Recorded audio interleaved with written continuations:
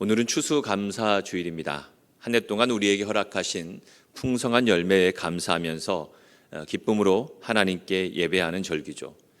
여러분 앞에 이 강단을 보시면 정말 많은 과일들, 풍성한 열매들이 다 하나님의 제단 앞에 이렇게 다 놓여져 있습니다.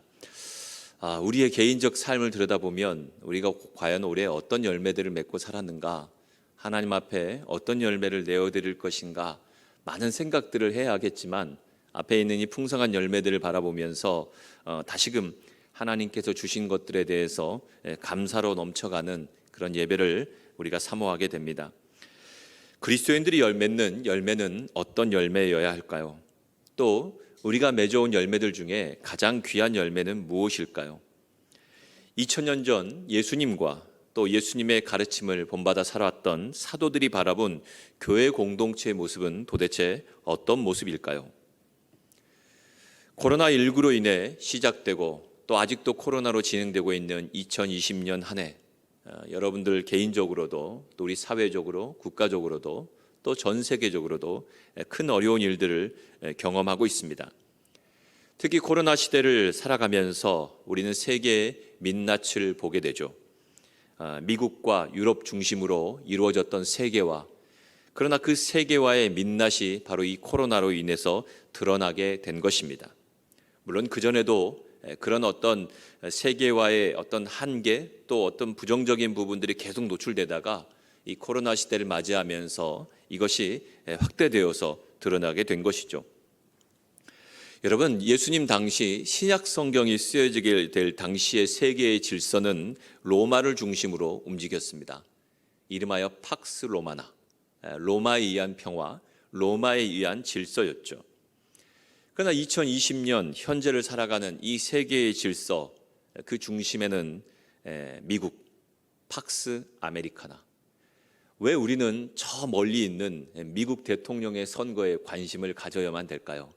저도 투표 결과, 개표 결과들을 계속 지켜보게 되었습니다. 누가 과연 대통령이 될 것인가? 다른 나라 대통령이잖아요. 그런데도 미국 대통령이기 때문에 전 세계가 관심을 가질 수밖에 없다라는 것이죠. 그리고 이 미국 팍스 아메리카나에 대해서 도전하는 또 국가가 있죠. 우리 옆에 있는 나라인 중국. 그래서 팍스 아메리카나만큼은 아직 안 되겠지만 팍스 차이나를 꿈꾸면서 열심히 도전하고 있습니다. 그리고 그런 가운데 서로 분쟁을 하고 있고 또 분쟁을 하다 보면 그 가운데 껴있는 우리나라 같은 경우들은요, 많은 어려움들을 당할 수밖에 없는 것이 현실이기도 합니다. 이 세상을 가리켜 제국이라고 표현한다라면 이 세상 제국의 그 열매는 도대체 무엇일까요? 한편으로 들여다보면 경제적으로 번영하여서 많은 것을 얻은 것 같습니다. 세계 경제 1위가 미국이잖아요. 그리고 세계 경제 2위, GDP로 볼 때 2위가 중국입니다. 엄청난 경제적인 번영, 많은 것을 얻은 것 같죠. 그런데 경제력뿐만 아니죠. 군사적으로도 그렇고 그런 어떤 힘에 의해서 이 세계의 패권을 차지해 가려고 하고 있는 그런 모습들을 발견하고 있습니다. 그런 시대, 그런 로마라는 제국의 시대 한가운데서 예수님과 또 사도들은 살았고 그 가운데서 하나님 나라의 복음을 전하셨습니다. 그렇다면 예수님이 말씀하신 사도들이 전한 성경이 말한 복음의 열매라는 것은 도대체 무엇일까요? 우리는 잘 알고 있습니다. 남부교회 청년들은 지속적으로 들어왔기 때문에 복음의 열매가 무엇인지를 여러분들은 잘 알고 있습니다. 이 복음의 열매의 뿌리는요, 바로 하나님의 의, 하나님의 정의와 공의에 있어요. 그것에 뿌리를 두고 있기 때문에 그 열매들이 맺혀지는데 바로 그런 뿌리를 맺고 있는 열매는 의의 열매이고 하나님의 모든 선한 일의 열매들을 맺으며 살아갈 수 있게 되는 것이죠.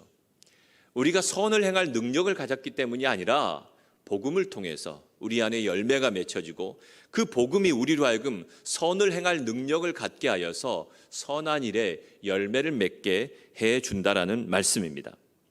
자, 하나님께서 왜 이스라엘과 교회를 선택하셨을까요? 그로부터 수천 년 전에 있던, 아주 수천 년 전에 있던 이집트라는 거대한 제국이 있었습니다. 이집트 역시도 강력한 힘을 가지고 있었고요, 군사력을 가지고 있죠. 경제적 번영을 이루고 있었습니다. 자, 그때 이스라엘 백성들은 그곳에 노예 생활을 했어요.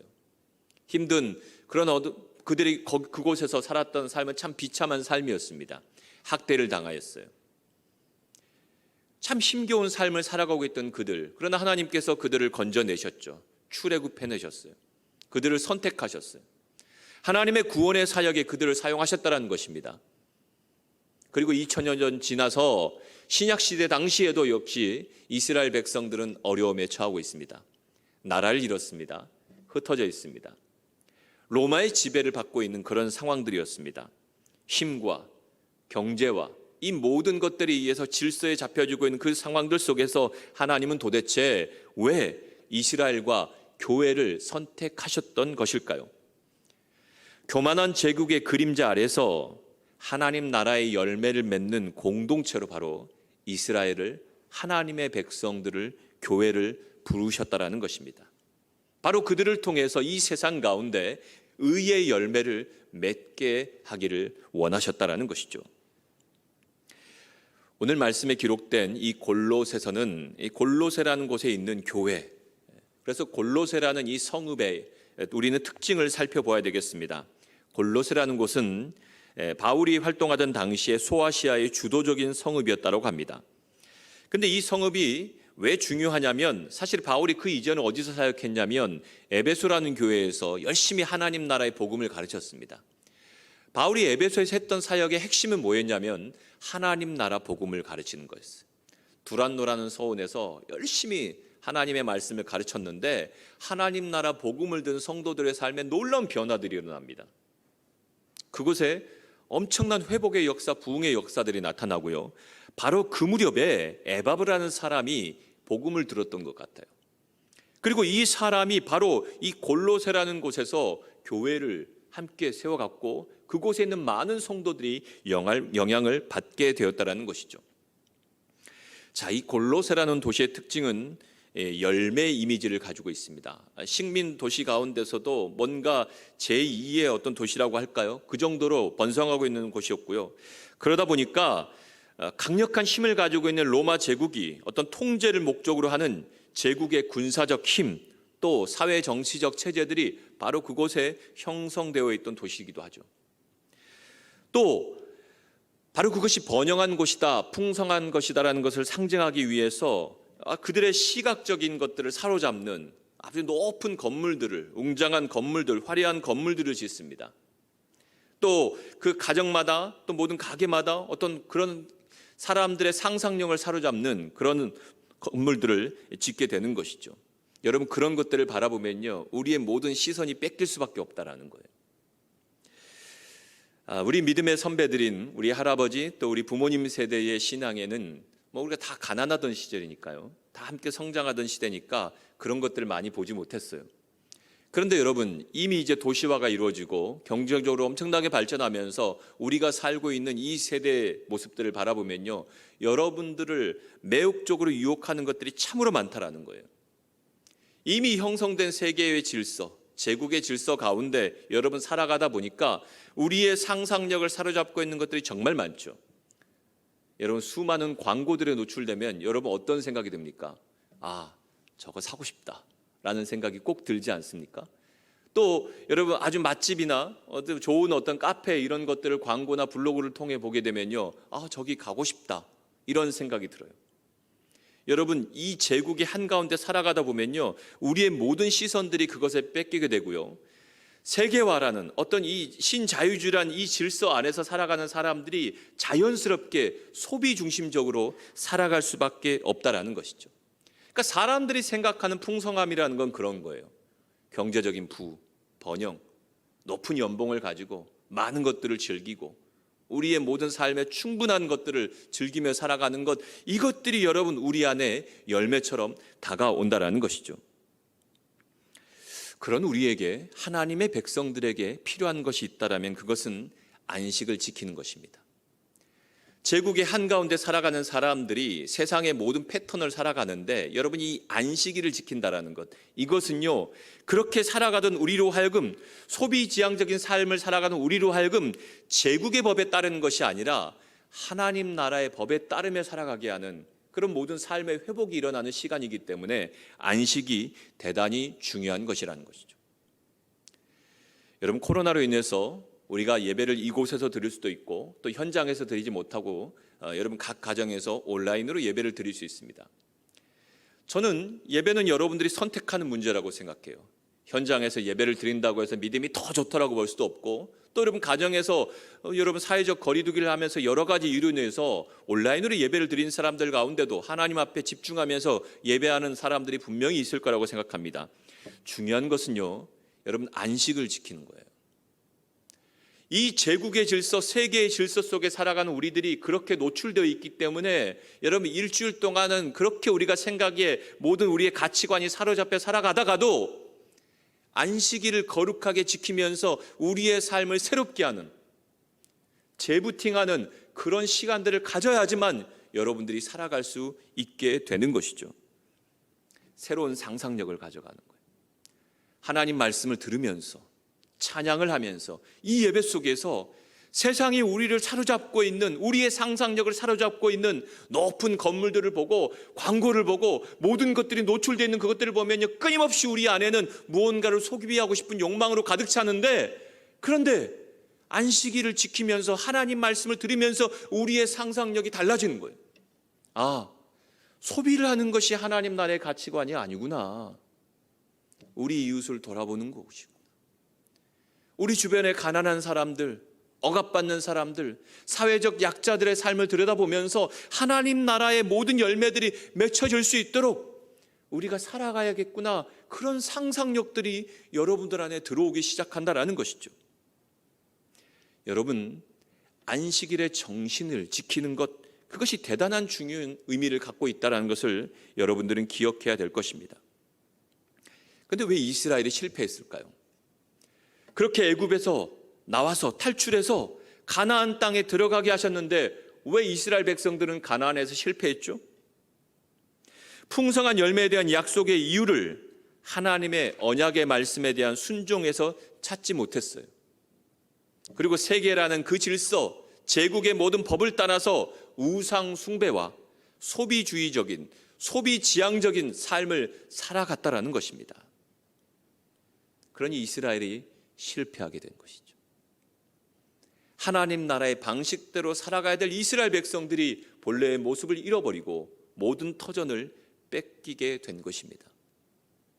구약의 예언자들은 그것을 다시 찾아야 되겠다라고 말씀을 전했던 사람들이, 그런데 이미 사람들이 보이는 가나안이라는 그 제국 아래서의 사람들이 살고 있는 우상과 또 사람들을 매혹시키는 상상력을 사로잡고 있는 그 모든 것들에 노출되고 있는 사람들에게 끊임없이 새로운 상상력을 불어넣어줬던 사람들이 예언자라는 거예요.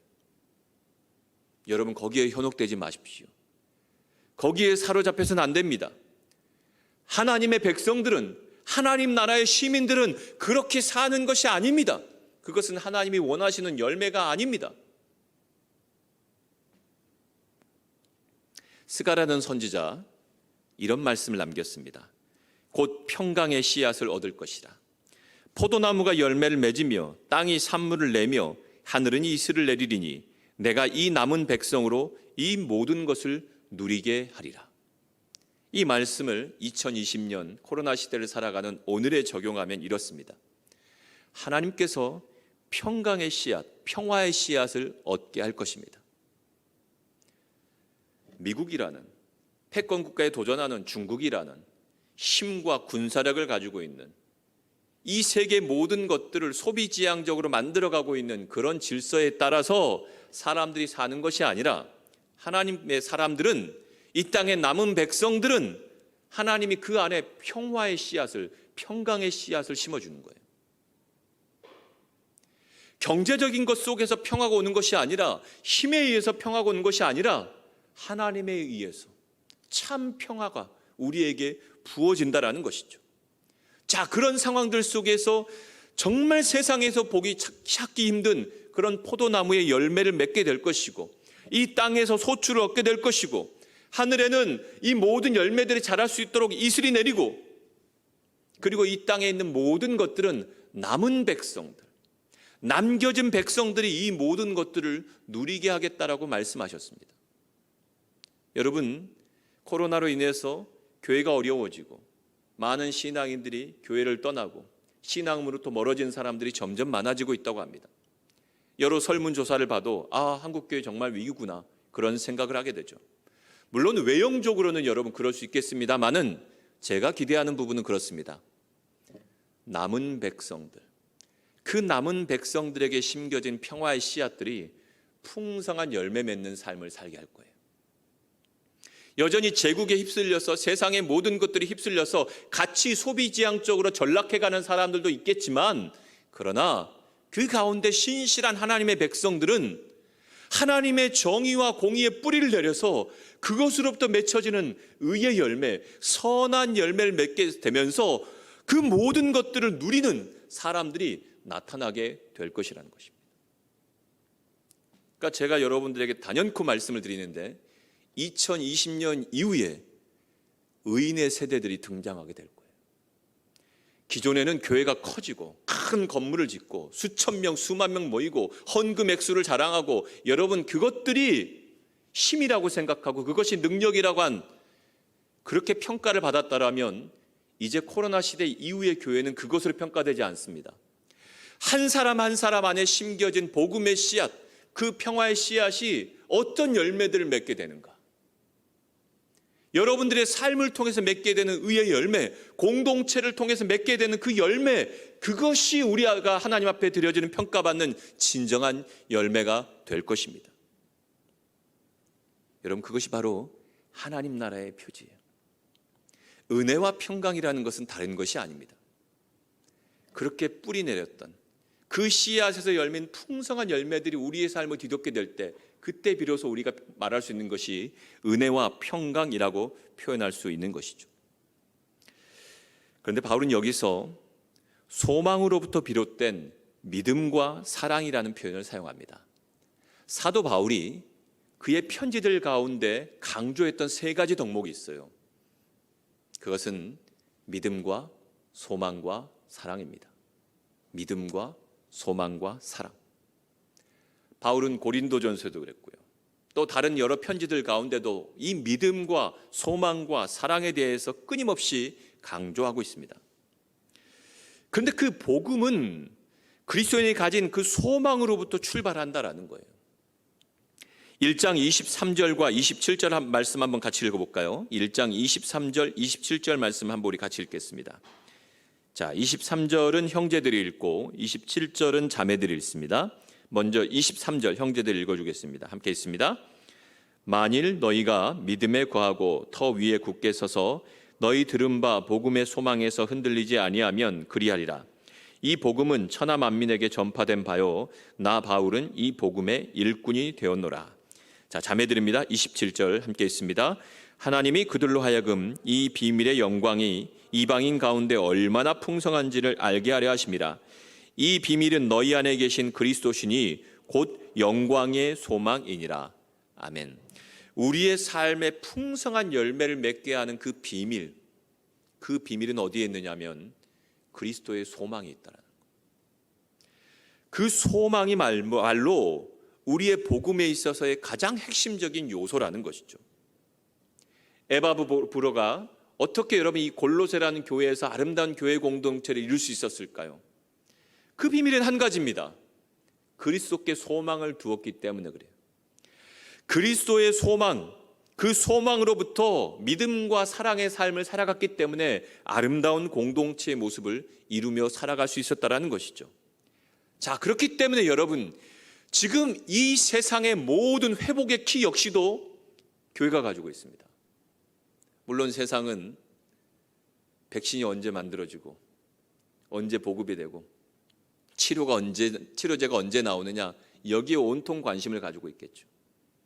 그러나 제가 성경을 바라보면서 제가 지금 기도하면서 관심을 가지고 있는 것은 과연 이 시대 가운데 그리스도께 소망을 들고 믿음과 사랑의 삶을 살아낼 수 있는 의의 풍성한 열매를 맺을 수 있는 그 공동체가 나오느냐, 여기에 해답이 있다라는 거예요. 복음, 진리의 말씀을 듣는 사람들에게만 주어지는 이 소망의 기초에서 이 거짓과 왜곡으로 가득한 세계의 질서를 바로잡아 평화를 세워가야 되는 것이 바로 우리의 사명이라는 것입니다.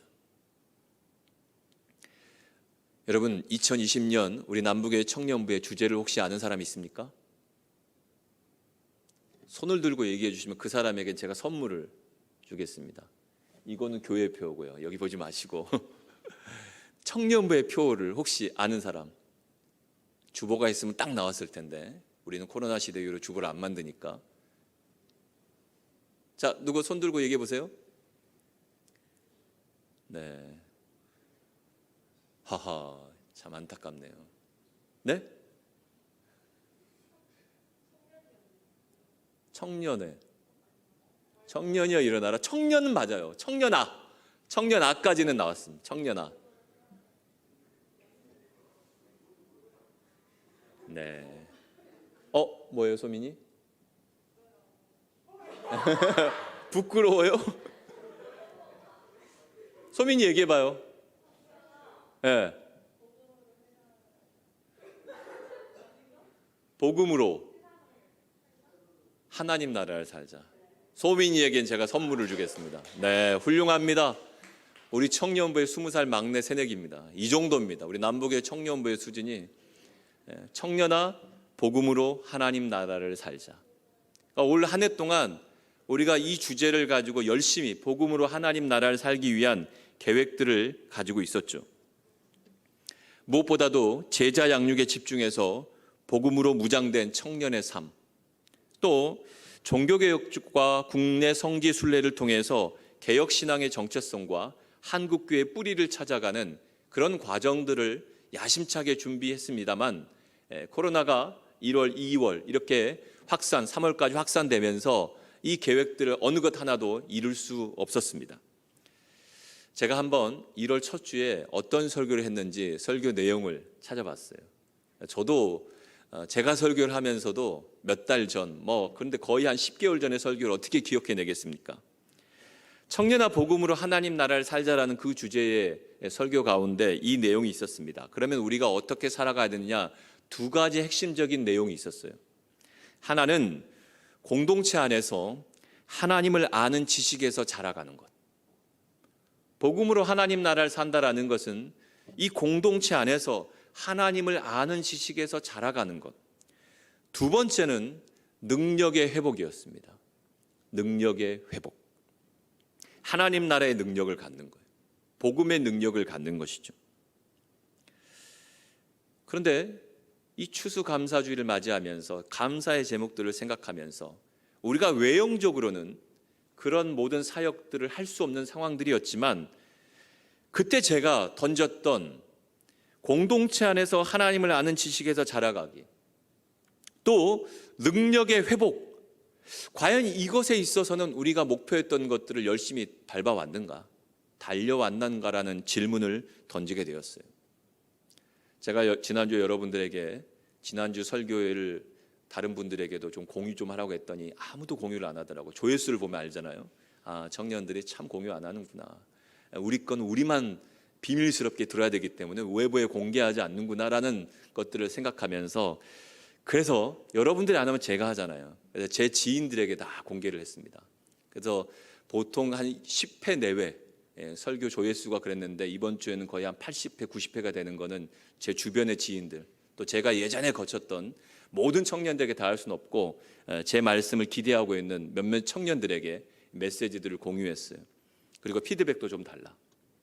그 메시지에 대해서 여러분들의 생각을 이야기해 줘라. 한 청년이 저에게 그런 얘기를 하더라고요. 통일부에서 근무하고 있는 청년인데, 목사님 다 좋은데 어떻게 설교를 39분을 하실 수 있습니까? 제가 다음에 들으려면 저는 한 25분 정도 하면 듣겠습니다 라는 그런 아주 솔직한 피드백을 주기도 했습니다. 오늘은 사실 최대한 빨리 그 청년의 피드백을 따라서 시간을 잘 마무리하려고 하는데요. 근데 사실 그렇게 계속해서 이야기했던 부분이 있어요. 물론 저도 사실은 1월 첫 주에 이 메시지를 전한 것들을 잊지 못하고 있었는데, 근데 여러 가지 상황들, 코로나라는 그런 상황들 속에서 우리가 외형적인 계획했던 그 활동들은 하지 못했지만 하나님께서 순간순간 영감에 따라서 진행하는 과정들을 들여다보니까 우리 공동체 안에서 하나님을 아는 지식에서 자라가기 위한 그런 말씀의 시간들을 주셨다라는 것이죠. 또 최근에 로마서의 말씀을 통해서 복음의 능력이 무엇인지, 하나님 나라의 능력이 무엇인지를 깊이 있게 깨닫게 해주셨다라는 것입니다. 여러분 기억하십니까? 5월, 6월 요 무렵부터 성문서 신학을 얘기하면서 아래로부터 얻는 지혜에 대한 말씀들을 여러분들에게 전했습니다. 위로부터 얻는 하나님의 지식이 아니라 아래로부터 얻는, 우리에게 주신 그 지혜를 통해서 깨닫게 되는 하나님에 대한 지식을 그토록 강조했었고요. 로마서를 통해서는 복음의 실천에 대한 이야기를 강조했다라는 것이죠. 믿음으로 산다라는 것이 행함에 사는 거예요. 선을 행할 능력을 하나님께 주셔서 그 의의 능력, 의의 열매를 맺으며 살아가는 것, 이것이 바로 믿음으로 산다라는 깨달음을 주셨다라는 것입니다. 그래서 여러분들에게 두 가지 질문을 던져보겠습니다. 첫 번째, 여러분들은 하나님을 아는 지식에서 자라가셨습니까? 하나님을 아는 것이란 하나님의 뜻을 아는 것이에요. 하나님의 선하시고 기뻐하시고 온전하신 뜻이 무엇인지 분별하는 것입니다. 그리스도 안에서 하나님께서 자기 백성에게 알려주시는 구원의 목적과 계획에 합당한 삶을 살아가는 거예요. 거룩한 삶의 실천을 위해서 사는 것입니다. 소비지향적인 경제적인 것들이 우리에게 중요하게 차지하고 있는 이 세대 가운데 안식을 기억하고 이 제국의 모든 질서에 따라 사는 것이 아니라 하나님 나라의 법과 질서에 따라 살아가고자 하는 그런 삶의 회복들이 일어나야 되고요. 그렇게 살아가는 사람들에게 여러분 하나님께서 위로부터의 지혜만이 아니라 아무것도 들리지 않는 것 같아요. 계시되지 않는 것 같지만 여러분 우리가 맞이하고 있는 이 현실의 땅 속에서 하나님이 순간순간 깨닫게 해준 그 지혜를 통해서 하나님을 아는 지식에서 자라가게 하신다는 것이죠.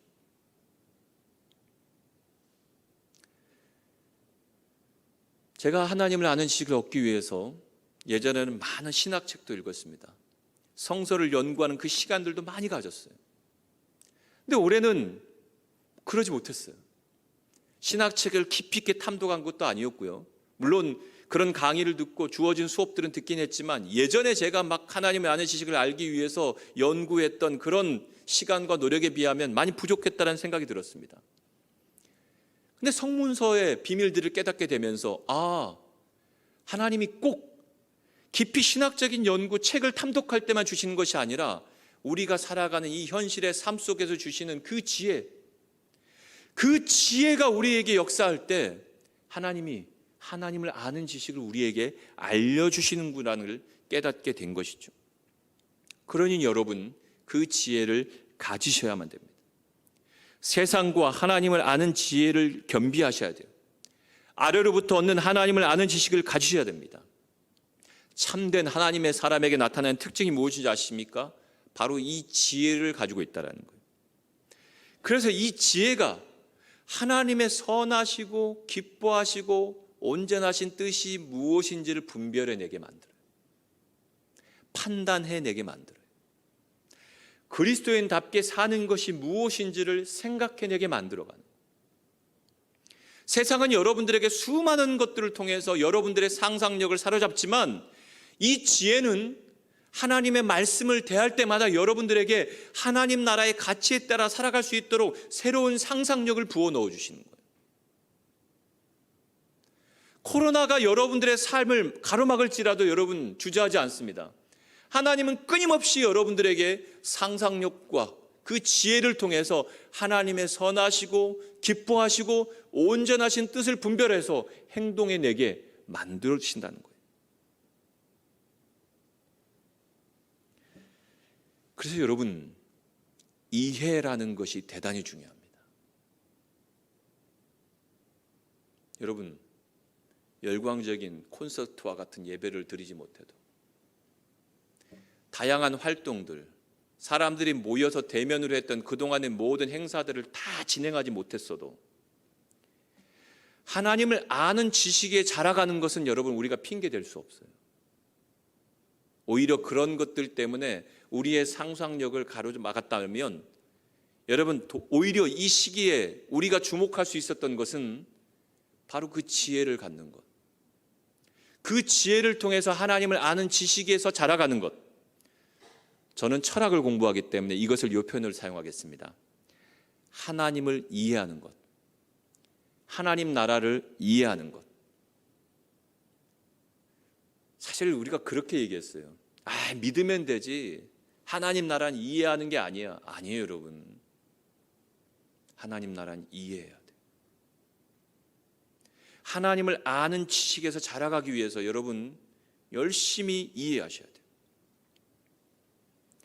톰 라이트라는 신약학자가 바로 이 본문을 주석하면서 이렇게 말씀했어요. 이해는 거룩한 삶의 연료가 될 것이고, 거룩한 삶은 그 이해를 보다 더 심화시킬 것이다. 우리는 열정적인, 열광적인 다양한 예배의 형태들, 프로그램들, 이런 것들에 우리의 모든 것들이 신앙이라고 살아왔습니다. 수련회를 하고 다양한 행사들을 하고 그곳에서 무언가를 얻을 수 있다라고만 생각했어요. 그런데 여러분, 그것이 중요한 게 아니에요. 하나님 나라를 살아가는 거룩한 삶의 비밀은 바로 거기서부터 출발하는 거예요. 하나님을 아는 지식, 하나님을 이해하는 것, 하나님 나라를 이해하는 것, 바로 이것이 우리에게 주어질 때 거룩한 삶의 연료가 제공될 것이고요. 그리고 여러분, 그렇게 거룩한 삶을 살아가면요, 우리의 이해가 더 깊어집니다. 더 넓어집니다. 더 심화됩니다. 바로 우리가 그렇게 이해할 때 하나님께서는 우리를 세상이라는 제국에서 소비지향적으로 살아가는 우리들을 어디로 옮기시느냐면요, 사랑의 아들의 나라로 옮기셔요. 우리의 힘으로 사랑하며 살 수 있는 게 아니라 하나님을 이해하는 거룩한 삶의 연료가 우리에게 부어져서 그 거룩한 삶이 우리로 하여금 하나님을 아는 지식과 하나님 나라를 이해하는 것들을 더 심화시킬 때 우리의 삶을 사랑의 아들의 나라로 옮기시는 거예요. 세상을 소비지향적으로 살던 사람들이 율법이, 하나님 말씀이 전하는 그 핵심이 사랑을 실천하는 것이구나. 지금 이 시대 하나님이 우리에게 진정으로 원하시는 예배는 거룩한 삶을 실천하는 예배구나. 피드백 가운데 이런 얘기가 있었어요. 그렇게 실천하는 예를 들면서 시간 관계상 저는 우리 청년부에서 하고 있는 나그네 후원금에 대한 얘기를 했죠. 그랬더니 이제 다른 교회 권사님, 집사님들이 들으시더니 목사님, 좀 더 사례가 더 많았으면 좋겠어요. 어떻게 우리가 거룩한 삶을 실천하며 살아가야 될지, 이웃사랑을 실천하며 살아가야 될지에 대해서 좀 더 구체적인 그런 이야기를 해주시면 좋겠다라는 이야기를 했습니다. 어쨌든 우리 청년들 가운데 또 그 말씀을 듣고 그 주간에 바로 주일 예배 때 실천하는 청년들도 있어요. 저는 우리가 이 땅을 살아가면서 여러분, 이 세상이라는 것들이 계속 여러분들을 유혹할 겁니다. 여러분들을 계속해서 소비지향적으로 만들어 갈 거예요. 저도 마찬가지예요. 저도 지금 아이폰 12 프로가 나왔는데 지금 계속 눈여겨보고 있어요. 이 세상의 한가운데 살아가는 저 역시도 제국의 소비지향적 패턴으로 벗어날 수 없는 거 여러분들이 너무나 잘 알잖아요. 그러니까 여러분, 우리가 살고 있는 이 삶은 당연한데, 그런데 여러분, 우리를 지키는 건 뭡니까? 하나님을 아는 그 지식에서 자라가기 위해서, 이해하기 위해서 여러분 땀을 흘리고 여러분 거기에 집중하게 되면요, 우리의 삶이 거룩한 삶을 살아가게 되고요, 거룩한 삶을 살아가게 되면요, 그 이해가 훨씬 더 깊어지게 되면서 우리의 삶을 사랑의 아들의 나라로 옮긴다라는 거죠. 사랑하며 살 수 있게, 율법의 완성이라고 하는 그 사랑을 행하면서 믿음으로 살아갈 수 있도록 우리를 만들어낸다라는 것입니다. 바울이 어떻게 제국에 도전했을까요? 로마라는 그 제국에 도전했을까요? 그의 비밀은 바로 이거예요. 자신이 사랑하는 골로새 교회 성도들이 소망을 가지고 소망에 기반해서 믿음과 사랑으로 살아가는데 바로 그 모습들을 보면서 감사하는데 우리가 더 감사해야 된다라는 거예요. 아버지께 감사해야 되는데 그 비밀은 바로 이 이해에 있다라는 거예요. 그런 면에서 저는 하나님께 감사드립니다. 여러분들이 듣든 안 듣든지 제가 반응을 보면 알잖아요. 그 가운데서 들으면서 자라나는 그 이해가 깊어지는 우리 청년들이 있다라는 것에 대해서 감사합니다. 그러나 여러분, 바울의 기도처럼 더 감사하게 되기를, 여러분들의 하나님을 아는 지식이, 하나님 나라를 이해하는 그 이해의 깊이가 더 깊어지기를 간절히 갈망합니다. 그것이 우리가 하나님 앞에 드릴 수 있는 최고의 감사의 제목이라는 것입니다. 성경은 우리에게 매우 놀라운 상상력을 줍니다. 하나님 말씀에 푹 잠겨보세요. 세상이라는 제국, 이 모든 세계의 질서 가운데 살아가는 여러분들이 그것만 바라보고 사는 것이 아니라 하나님 말씀에 한번 푹 잠겨보시는 거예요. 그럴 때 하나님이 여러분들에게 주시는, 구약시대 예언자들에게 주셨던, 신약시대 사도 바울을 비롯한 사도들과 그리스도의 증인들에게 주셨던 그 상상력이 여러분들에게 부어지게 되면요, 이 세상은 완전히 달라지는 세상이 되는 겁니다. 저는 우리 공동체에서, 우리 남북의 청년들에게서 그런 모습을 기대합니다. 12절 말씀을 번역을 한번 읽고 제가 이 번역을 다시 한번 해보겠습니다. 그러면서 말씀을 마치도록 하겠습니다. 1장 12절 말씀은 이렇게 기록되어 있죠. 우리로 하여금 빛 가운데서 성도의 기업의 부분을 얻기에 합당하게 하신 아버지께 감사하게 하시기를 원하노라. 앞에는 골로새 교회 성도들의 소망, 믿음, 사랑의 모습들 때문에 감사했는데요, 감사하게 하기를 원하노라. 자, 그런데 그 내용을 제가 번역을 해보면 이렇습니다. 다른 번역본에 이렇게 돼 있어요. 그리하여 성도들이 받을 상속의 몫을 차지할 자격을 여러분에게 주신 아버지께 여러분이 빛 속에서 감사를 드리게 되기를 우리는 바랍니다. 우리나라 최대 기업인 삼성전자 이건희 회장이 얼마 전에 사망했습니다. 세상의 관심은 그 이후에 과연 이 기업의 지배 구조가 어떻게 될까? 또 재산 상속과 관련해서 많은 세금이 발생해요. 여러분, 당시 기준으로 이건희 회장이 가지고 있던 재산, 상장사의 지분 평가액만 17조입니다. 17조, 엄청난 수죠. 우린 17억도 없는데 17조예요. 그런데 법에 따라서 그중에 상속세를 10조 이상 내야 된다 그래요. 그러니까 17조 중에 10조 이상을 내야 되니까 이게 엄청 머리 아플 겁니다. 우리는 뭐 그런 재산을 상속받을 일이 없으니까 여러분 감사해야 돼요. 그 세금을 얼마 내야 될지, 어떻게 하면 덜 낼지 이런 생각을 안 해도 돼요. 뭐 그런 기업을 갖고 있지도 않으니까. 그런데 이 사람들은요, 정말 여러분, 이 재산의 상속을 받았음에도 불구하고 어떻게 처리해야 될지를 고민하고 있어요. 그러니까 쉽게 결정을 못 하는 거예요. 세금을 내면서 받자니 그 많은 세금을 어떻게 내야 될 것이고, 또 그렇게 안 하자니 사회적인 지탄을 받게 될 것이고, 그렇다고 내가 또 방법대로 다 하려다 보면 자칫 잘못하면 우리나라의 그 글로벌 기업을, 해외의 모든 것들을 뺏기게 될 것 같고, 그러니까 쉽지 않은 결정이죠. 자, 바울이 전한 메시지는 이것입니다. 성도들이 받을 상속의 몫을 차지할 자격을 우리에게 주신 아버지께 감사하라. 저는 그런 재산을 저에게 준다 그러면 뭐 주지도 않겠지만 감사가 먼저 나오지 않을 것 같아요. 엄청 머리 아플 것 같아요. 그런데 우리 하나님 아버지는 17조 그것과 비교할 수 없는 하나님 나라의 가치 있는 것들을 우리에게 상속시켜 주십니다. 그건 여러분들이 그런 고민 안 해도 돼요. 하나님 나라를 이해하면 이해할수록 그것이 우리의 고민이 아니에요. 세상은 경제라는, 소비라는 것들 때문에 이걸 생각해낼 수밖에 없어요. 그 많은 17조를 상속받아도 어떻게 이걸 해야 되지? 물론 조금 미국이나 이런 서구권 국가들은 자기 아들에게 줄 일이 없잖아요. 애플의 스티브 잡스가 자기 아들에게 안 주잖아요.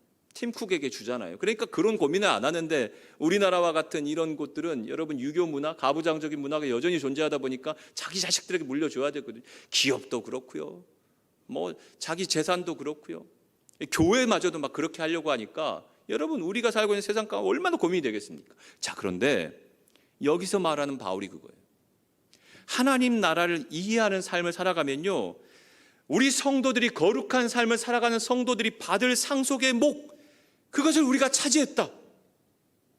그리고 그거는 17조와 비교할 수 없는 거예요. 엄청난 거예요. 그것 때문에 아버지께 감사할 수밖에 없어요. 그러니까 여러분이 이재용 씨가 아니더라도, 정의선 씨가 아니더라도, 구광모 씨가 아니더라도 여러분 걱정할 필요 없습니다. 그것으로 평가받는 게 아니기 때문에 그래요. 지금 여러분들에게 하나님이 원하시는 건 그런 게 아니에요. 팍스 로마나, 팍스 아메리카나, 팍스 차이나, 강력한 힘과 경제력, 이것에 따라서 움직이는 질서가 아니라 하나님 나라의 질서는 팍스 크리스티나, 그리스도께 소망을 두고 살아가는 사람들이 믿음과 사랑의 삶을 살아내는 바로 그것에 의해서 움직여지는 평화. 하나님은 그 사람을 찾고 계시고요, 그들에게 앞서 말씀드린 이런 재산과 상속과는 비교할 수 없는 상속을 여러분들에게 주시겠다라고 약속하셨어요. 그리고 그것이 우리로 하여금 하나님 앞에 감사하게 만드는 이유가 되는 것이죠. 여러분, 하나님을 아는 지식에서 하나님 나라를 이해하는 그 이해에 더 깊어지는 여러분들의 삶이 될 수 있기를 축복합니다. 기도하겠습니다. 하나님, 코로나라는 이 시대 한가운데 살아가는 우리들 가운데 하나님을 아는 지식이 자라가게 하여 주시고 하나님 나라를 이해하는 그 이해의 깊이와 넓이가 커져갈 수 있도록 인도하여 주시니 감사합니다. 복음이 우리 안에 능력이 되어서 거룩한 삶에 합당한 삶을 살아낼 수 있도록, 거룩한 삶을 실천하며 살아갈 수 있도록 우리를 사랑의 아들의 나라로 옮겨주시니 감사드립니다.